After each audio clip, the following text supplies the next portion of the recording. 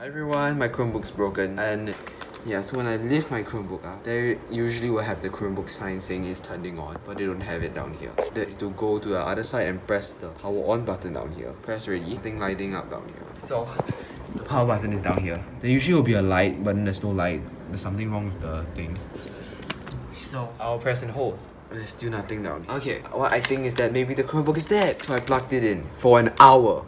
Reset. Okay, so the thing is actually on, the power here. So what am I going to do now? So what am I going to do is I'm going to press this power button for 10 seconds. Release, then plug in my Chromebook, which I've done right now. Then press part 10 seconds, then release. Now wait for the logo. But nothing is happening. There will be like a light down here saying whether the Chromebook is on or not, but there's no light.